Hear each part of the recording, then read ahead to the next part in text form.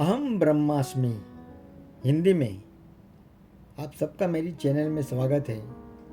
आइए हम अहम ब्रह्मास्मि जिस ओरिजिनल है इंग्लिश में आई एम दैट का हिंदी अनुवाद करता है विनय कुमार वैद्य जी।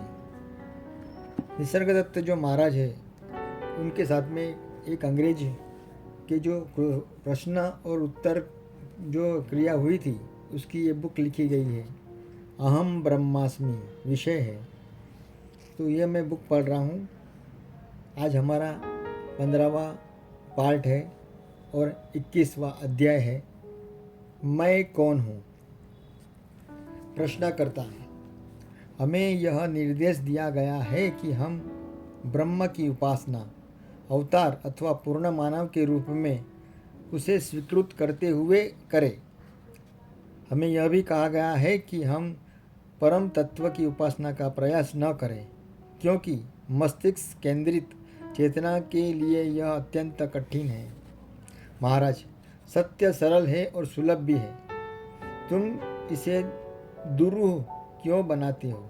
सत्य प्रीति और प्रेम प्रेय है, यह सबको समाहित स्वीकार और पावन करता है। असत्य ही कठिन होता है और अनिष्टों की जड़ है। यह सदैव कामना करता है, आशा रखता है, मांग करता है। मिथ्या होने से यह रिक्त होता है और सदा पुष्टि और सुनिश्चितता खोजता है। खोज से यह नियम भयभीत रहता है और पलायन करता है। यह किसी भी सहारे से अपने को एक रूप बना बैठता है, फिर वह सहारा कितना भी निर्बल और क्षणभंगुर क्यों न होता हो। इसे जो कुछ भी दिया जाता है यह उसे खो देता है और अधिक की याचना करता है।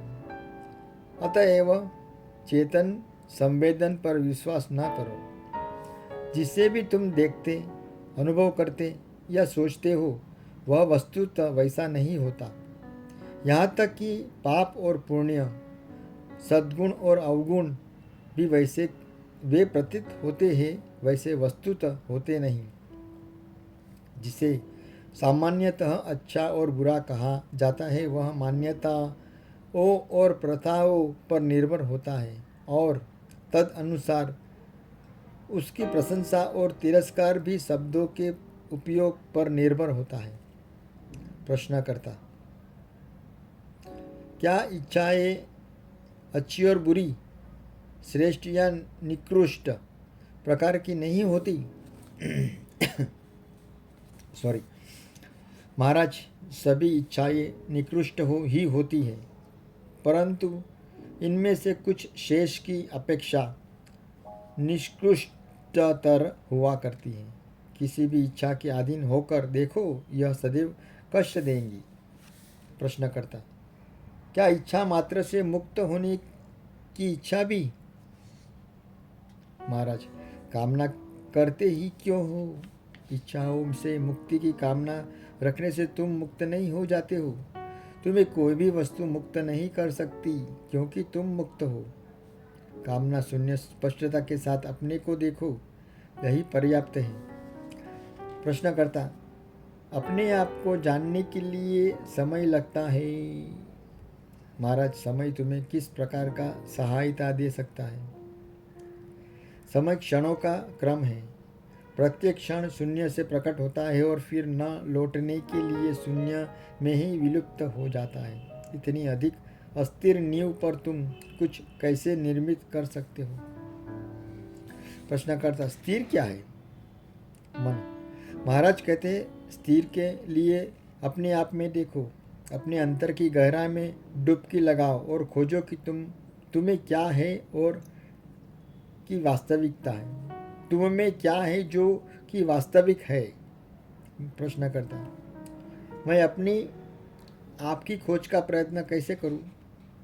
महाराज, जो कुछ भी होता है तुम्हें होता है। जो कुछ भी तुम करते हो उसका कर्ता तुम में होता है। व्यक्ति के रूप में तुम जो कुछ भी हो उसके आधार अधिष्ठान को खोजो। प्रश्न करता, मैं व्यक्ति के अतिरिक्त और क्या हो सकता हूँ? महाराज, पता लगाओ। यदि तुम्हें यह पता भी दूँ कि तुम साक्षी मौन प्रेक्षक हो, तो इसका तब तक तुम्हारे लिए कुछ अर्थ न होगा जब तक कि तुम अपनी सत्ता के मार्ग को न उपलब्ध कर लो। महाराज, प्रश्न करता, मेरा प्रश्न यह है कि आप अपनी स्वयं की सत्ता का मार्ग पाने का क्या तरीका है? महाराज,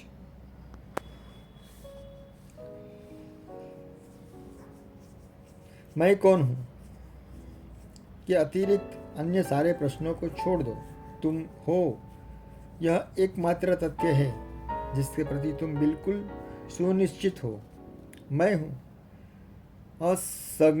असंदिग्ध तथ्य है, असन्निग्ध तथ्य है। मैं यह हूँ, यह असन्निग्ध नहीं है। तुम वस्तुतः क्या हो इस जानने के लिए संघर्ष करो।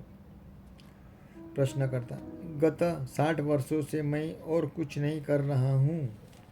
महाराज, श्रम करने में क्या बुराई है? परिणाम की आशा क्यों? श्रम ही तुम्हारा वास्तविक रूप है।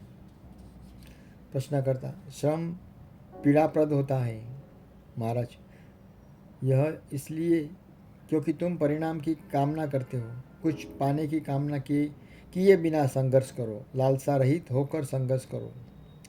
प्रश्नकर्ता, ईश्वर ने मुझे ऐसा क्यों बनाया? महाराज, तुम किस ईश्वर के बारे में कह रहे हो? ईश्वर क्या है? क्या यही वही प्रकाश नहीं है जिसके द्वारा तुम प्रश्न पूछ रहे हो? मैं हूँ, स्वयं ईश्वर ही है। खोज स्वयं ईश्वर है। खोज में तुम्हें स्पष्ट हो जाता है कि तुम न तो देह हो न मन, और तुम में जो आत्म प्रेम है वह उसी आत्म तत्व से प्रेम है और कि प्रत्येक में स्थित है। दोनों एक ही वस्तु है। तुम्हें स्थित चेतना और मुझे स्थिर चेतना प्रतीत की तरह दो और वस्तुतः एक है। इस एकत्व को खोज लो, यह प्रेम है। प्रश्नकर्ता, उस प्रेम को मैं कैसे जानूं? महाराज, अभी तुम्हें किससे प्रेम है? स्पष्ट है, मैं हूँ से। अपना हृदय और मन इसमें लगा दो, अन्य कुछ मत सोचो। जब यह सहज स्वाभाविक हो जाता है तो सर्वोच्च अवस्था है। इसमें स्वयं प्रेम ही प्रिय और प्रेमास्पद होता है। प्रश्नकर्ता, प्रत्येक मनुष्य जीना चाहता है, क्या यह आत्मा प्रेम नहीं है? महाराज, इच्छा मात्रा का मूल कारण आत्म है। प्रश्न बस सम्यक इच्छाओं को परखने का है। प्रश्नकर्ता, सम्यक और असम्यक, सही और गलत तो संस्कार और प्रथा के अनुसार परिवर्तित होता रहता है। समाज के साथ आदर्श बदल जाते हैं। महाराज, समस्त सामाजिक आदर्शों को निरस्त कर दो, उन्हें पाखंडियों के लिए रहने दो। केवल वही वस्तुतः अच्छा होता है जो तुम्हें इच्छा, भय और गलत धारणाओं से मुक्त करता है। जब तक तुम पाप पुण्य की चिंता करते रहोगे तुम्हें शांति अनुभव न होगी। प्रश्नकर्ता पूछ रहे, हे भाई, मुझे स्वीकार है कि पाप और पुण्य समाज द्वारा मान्य मूल्य है, पर आध्यात्मिक दृष्टि से भी तो पाप और पुण्य हो सकता है। आध्यात्मिक से मेरा तात्पर्य है निरपेक्ष या परम दृष्टिकोण। क्या निरपेक्ष पाप अथवा पुण्य नामक कोई वस्तु होती है? महाराज, पाप और पुण्य व्यक्ति के संबंध में होता है।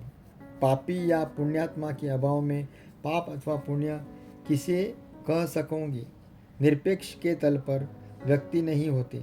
शुद्ध चैतन्य का महासागर न तो पापी है और न पुण्यवान ही है। पाप और पुण्य अनिर्वार्तः सापेक्ष वस्तु होते हैं। प्रश्नकर्ता, क्या मैं इस प्रकार की आवश्यक धारणाओं से छुटकारा पा सकता हूँ? महाराज, तब तक नहीं जब तक तुम अपने आप को व्यक्ति मानते हो। प्रश्नकर्ता, मुझे किन क्षणों से यह ज्ञात हुआ कि मैं पाप और पुण्य दोनों से परे हो गया हूँ? महाराज, समस्त इच्छाओं और भयों से व्यक्ति होने के विचार मात्र से मुक्त हो जाना पर मैं पापी हूँ, मैं पुण्यवान हूँ, इस प्रकार की धारणाओं को महत्व देना पाप है। किसी वस्तु विशेष से अपना तादात्म्य करना यही एकमात्र पाप है। निर्वैयक्तिक वास्तविक है, वैयक्तिक आता और जाता रहता हूँ।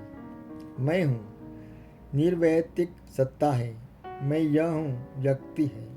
व्यक्ति सापेक्ष होता है, जबकि शुद्ध सत्ता मौलिक वस्तु है। प्रश्नकर्ता, पर यह तो निश्चित है कि शुद्ध सत्ता न तो अचेतन है और न ही वह विवेकहीन है। फिर यह पाप और पुण्य से परे कैसे हो सकती है? कृपया हमें केवल यह बताइए कि शुद्ध सत्ता में प्रज्ञा है या नहीं। महाराज, ये सारे प्रश्न तुम्हारे द्वारा अपने आपके व्यक्ति होने के विश्वास से उठते हैं। वैयक्तिक से परे उठो और पता लगाओ। प्रश्नकर्ता, जब आप मुझे व्यक्ति न होने के लिए कहते हैं तो वस्तु तो आपकी बात का क्या आशय होता है? महाराज, मैं तुम्हें न होने के लिए नहीं कहता, यह तुम कर ही नहीं सकते। मैं तुमसे बस यही भर कहता हूँ कि तुम्हारा जन्म हुआ, तुम्हारे कोई माता पिता आदि हैं, तुम्हारा देह विशेष है, तुम्हारी मृत्यु होगी, और इस प्रकार की अन्य कल्पनाएं करना बंद करो। जरा इस दिशा में प्रारंभ करो। यह उतना कठिन नहीं है जितना कि तुम सोच रहे हो। प्रश्नकर्ता, अपने आप को व्यक्ति की तरह सोचना ऐसा पाप है जो कि निर्वैयक्तिक द्वारा किया जाता है। महाराज, फिर वैयक्तिक दृष्टिकोण अपनी पाप और पुण्य की धारणाओं को निर्वैयक्तिक पर लाद कर उस पर दोषारोपण क्यों कर रहे हो? यह बात उस पर लागू ही नहीं होती। निर्वैयक्तिक का अच्छे और बुरे की तरह वर्णन नहीं किया जा सकता। यह अस्थि भांति प्रीति है, पूर्णतः निरपेक्ष। पाप के लिए वहाँ संभावना ही कहाँ है, और पुण्य यह बस पाप का ही विपरीत है। प्रश्नकर्ता, परंतु देवी गणों के विषय में भी तो बात की जाती है। महाराज, देवी स्वभाव, दिव्य स्वरूप ही वास्तविक सद्गुण है। तुम वस्तुतः जो हो वही तुम्हारी दिव्यता है, परंतु पाप से विपरीत जिस सद्गुण अथवा पुण्य की बात तुम कर रहे हो वह और कुछ नहीं वरन भय से उत्पन्न आज्ञाकारिता भर है। प्रश्नकर्ता, फिर अच्छा बनने के लिए इतना प्रयत्न क्यों किया जाए? फिर अच्छा बनने के लिए इतना प्रयत्न क्यों किया जाए? महाराज, इससे तुम गतिशील बने रहते हो। तुम तब तक प्रयासरत रहते हो जब तक कि ईश्वर प्राप्ति न हो जाए। तब ईश्वर तुम्हें स्वयं में समाविष्ट कर लेता है और तुम्हें वैसा ही बनना देता है जैसा कि वह है। प्रश्नकर्ता, किसी प्रसंग में तो कर्म विशेष को स्वाभाविक माना जाता है, जबकि किसी अन्य प्रसंग में उसे ही पाप मान लिया जाता है। कौन सा कारण इसे पाप बना देता है? महाराज, अपने श्रेष्ठतर ज्ञान के विरुद्ध किया जा गया कोई भी कार्य पाप है। प्रश्नकर्ता, ज्ञान स्मृति पर आधारित होता है। महाराज, अपने आप को स्मरण रखना पुण्य है, अपना विस्मरण पाप। सारांश यह है कि इसका संबंध चेतना और पदार्थ के मध्य स्थित मानसिक अथवा मनोवैज्ञानिक जोड़ से होता है। इस जोड़ को हम अंतःकरण कह सकते हैं। जब अंतःकरण अपरिपक्व, अविकसित और एकदम आदिम होता है, तब यह कई प्रकार के छोटे बड़े भ्रमों का शिकार हो जाता है। जब इसके विस्तार और संवेदनशीलता की वृद्धि होती है तो यह शुद्ध चेतना और शुद्ध पदार्थ के मध्य की परिपूर्ण कड़ी बनकर पदार्थ को सार्थक एवं चेतना को अभिव्यक्त प्रदान करता है। पदार्थमय विश्व अर्थात मदाकाश और चेतन विश्व अर्थात परमाकाश, इन दोनों के मध्य में वैश्विक मानस या चिदाकाश होता है, जो कि वैश्विक हृदय अथवा प्रेमाकाश है। विवेकपूर्ण प्रेम इस दोनों को एक बना देता है। प्रश्नकर्ता: कुछ व्यक्ति मूढ़ होते हैं जबकि कुछ मेधावी। यह अंतर उनके अंतःकरणों में होता है। परिपक्व व्यक्ति अधिक अनुभवों से गुजर चुके होते हैं। जैसे कोई बच्चा खाते पीते हुए, खेलते और सोते हुए विकसित हो जाता है, उसी प्रकार जब तक मनुष्य का अंतःकरण भी चेतना और देह के मध्य स्थित एक परिपूर्ण सेतु का विकसित नहीं हो जाता, तब तक उन सब बातों से प्रभावित होता रहता है जिन्हें व्यक्ति सोचता है, अपने हृदय में अनुभव करता है और जिनका आचरण करता है। जिस तरह कोई पुल दो किनारों को यातायात को संभव बना देता है, उसी तरह अंतःकरण स्तोत्र और उसकी अभिव्यक्ति को परस्पर जोड़ता है। महाराज, इसे प्रेम को पुल प्रेम है। प्रश्नकर्ता: अंततः सब कुछ अनुभव है। हम जो कुछ भी सोचते हैं, अपने हृदय में जिसकी भी संवेदना होती है, जो कुछ भी करते हैं, सभी बस अनुभव ही होता है। इसके आधार में अनुभव करता है। अतः हम जो भी कुछ जानते हैं वह इन दो तक सीमित होता है, अनुभव करता और अनुभव। परंतु वस्तुतः दोनों एक ही है। अनुभव करता स्वयं ही अनुभव भी होता है, फिर भी अनुभव करता अनुभव को अपने से बाहर मान लेता है। इसी प्रकार चेतना और देह एक ही होते हैं, होने पर भी उसकी प्रतीति दो की तरह होती है। महाराज, चेतना के लिए दूसरे का अस्तित्व नहीं होता है। प्रश्नकर्ता: तो फिर दूसरा किसके समक्ष प्रतीत होता है? मुझे लगता है कि द्वैत्य अंतःकरण की अपूर्णता से अनुप्रेरित एक भ्रम मात्र है। जब अंतःकरण परिपूर्ण हो जाता है तब द्वैत नहीं देखा जाता। महाराज, तुमने बिल्कुल ठीक कहा। प्रश्नकर्ता: पर मुझे अपना अत्यंत सरल सा प्रश्न दोहराना होगा। वह कौन सी सत्ता है जो पाप और पुण्य में विभेद करती है? महाराज, वह जिसकी देह है, देह के माध्यम से पाप करता है। वह जिसका मन है, मन के माध्यम से पाप करता है। प्रश्नकर्ता: परंतु पाप करने के लिए केवल देह और मन पर आधिपत्य ही तो पर्याप्त कारण नहीं हो सकता।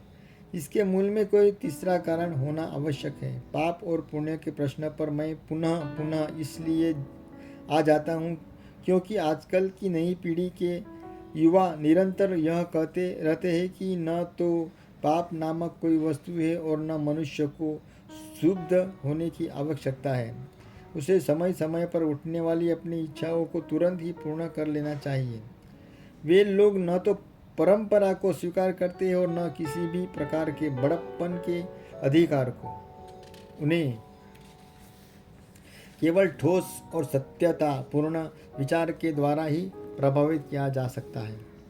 यदि वे कुछ विशिष्ट कार्यों से दूर हो रहे हैं तो ऐसा इसलिए नहीं होता कि उनकी नैतिकता में निष्ठा है, और वरन इसलिए कि उन्हें पुलिस का भय होता है। निश्चय ही वे जो कुछ कहते हैं उसे कुछ यथार्थ है, क्योंकि हम देखते हैं कि किस प्रकार स्थान और समय के साथ हमारे आदर्श बदलते रहते हैं। उदाहरण के लिए आधुनिक समय में युद्ध में हत्याएं करना सत्कार्य है और उनसे गौरवान्वित किया जाता है, और संभव है कि आने वाले शताब्दी में उसे भयावह अपराध माना जाए। महाराज, जो धरती के साथ चलता है उसे दिन और रात का अनुभव अवश्य ही होगा। जो सूर्य के साथ स्थिर है उसे अंधकार का पता न चलेगा। मेरा संसार तुम्हारा संसार नहीं है। मेरी दृष्टि में तुम सब मंच पर अभी नए रथ हो। तुम्हारे आगमन और विदाई में वास्तविकता नहीं है और तुम्हारी सारी समस्याएं बिल्कुल ही अवास्तविक है। प्रश्नकर्ता, संभव है कि हमें निद्रा में चलते रहने का रोग हो या हम दुस्वप्नों से पीड़ित लोग हो। क्या ऐसा कुछ नहीं है जो आप हमारे लिए कर सकें? महाराज, मैं उससे कर रहा हूँ। तुम्हारी स्वप्नसी अवस्था में यह बतलाने हेतु मैंने प्रवेश किया ही कि अपने आप को और अन्यों को चोट पहुँचाना बंद करो, पीड़ा मत सहो, जागो। प्रश्न कर, तो फिर हम जागते क्यों नहीं? महाराज, तुम अवश्य जागोगे। मैं असफल नहीं होऊंगा, पर इसमें कुछ समय लग सकता है। जब तुम अपने स्वप्न पर प्रश्न उठाना प्रारंभ करोगे, जागरण दूर न रहेगा। भाइयों, इसी के साथ हमारा ये 21वां अध्याय यहाँ पर समाप्त होता है। कृष्णार्पणमस्तु। हरिओम। जय श्री कृष्ण। हरे कृष्ण। हम कल मिलेंगे वापस दूसरे नए अध्याय के साथ में। तब तक के लिए शुभ रात्रि। हरे कृष्ण। कैसा लग रहा है भाइयों? अहम ब्रह्मास्मि समझना धीरे धीरे है। ज़्यादा हम लोग फास्ट में जाएंगे तो थोड़ा कठिन हो जाएगा समझने में, इसलिए मैं धीरे धीरे एक एक अध्याय एक एक दिन में ले रहा हूँ। आप मेरे साथ में बने रहिए। मेरी चैनल मेरा काम देखिए तो लाइक शेयर और सब्सक्राइब कीजिए। धन्यवाद।